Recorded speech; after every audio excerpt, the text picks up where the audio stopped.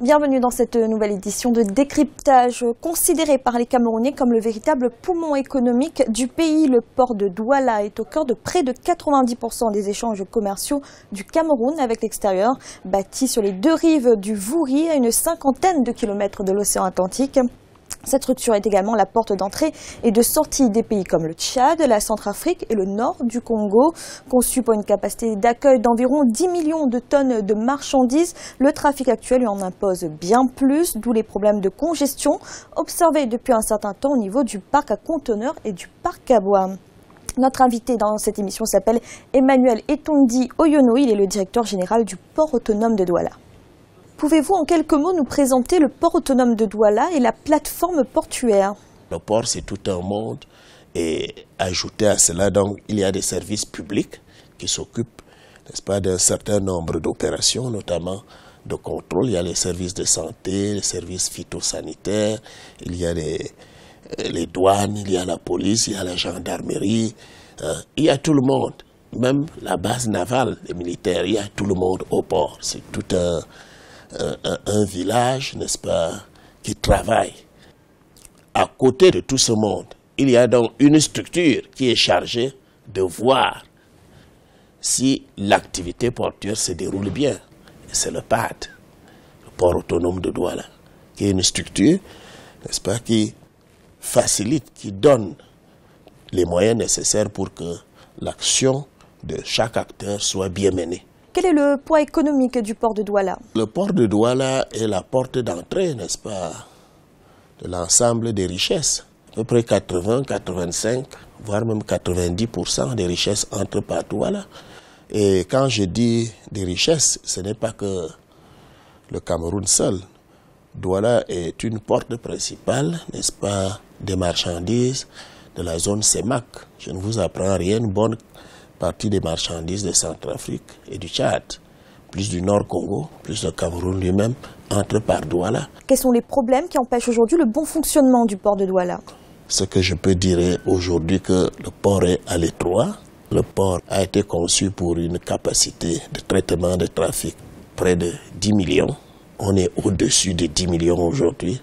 On est un peu gêné dans cet habit-là, qui ne nous va plus très bien, nous sert. Mais on observe un ensemble de pratiques pas très normales au port, qui font que les uns et les autres cherchent effrénément le bénéfice. Au lieu de refaire les outils de travail, ils sont dans une espèce de torpeur. Le port de Douala aujourd'hui a-t-il su s'adapter à la densité sans cesse croissante du trafic des marchandises? La plateforme portuaire fait face à une congestion liée au fait que déjà le port est à l'étroit parce que les infrastructures ne sont plus celles qu'il faut, tout est saturé.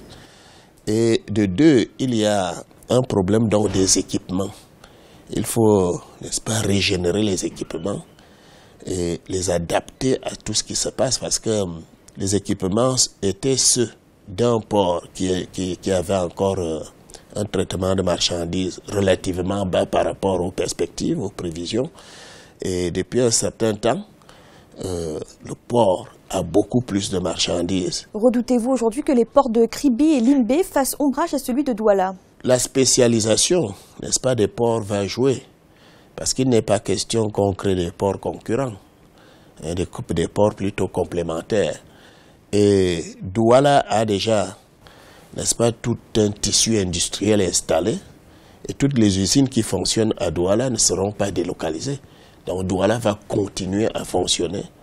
Et plutôt les ports de Kribi ou de Limbe peuvent jouer le rôle de port d'éclatement avec une redistribution sur les ports de Garoua ou de Douala. Et pourquoi pas les ports, n'est-ce pas, voisins de Libreville et peut-être de Bata aussi. Quelles sont les principales marchandises qui transitent par le port de Douala?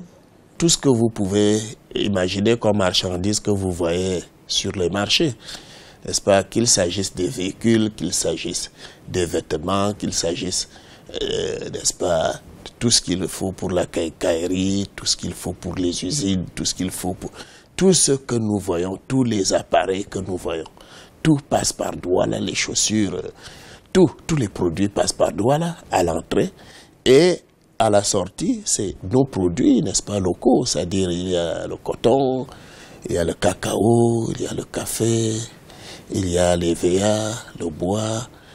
Tout cela passe à l'export. Quels sont les cas de marchandises les plus insolites que vous ayez vu passer par ce port de Douala? Nous avons des entrepôts qui gardent effectivement des marchandises dites dangereuses.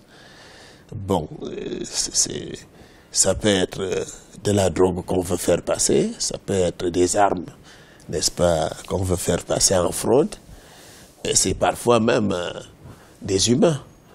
Il y a un trafic clandestin des individus, n'est-ce pas, qui vont sûrement à Lampedusa, mais c'est des choses, n'est-ce pas, que nous condamnons et que nous réprimons. Comment voyez-vous l'évolution des activités portuaires au Cameroun dans les prochaines années? Le port est en train de prendre un essor, c'est-à-dire, vous savez, je ne vous apprends rien. De tous les modes de transport, le port est le moins onéreux. Donc, avec l'arrivée des grands ports en eau profonde, je crois qu'on prend un virage décisif pour l'évolution, n'est-ce pas, de la sous-région. Donc, avec tout ce qui se dessine, nous avons un bon siècle devant nous pour pouvoir donc développer la zone CEMAC à partir de nos ports.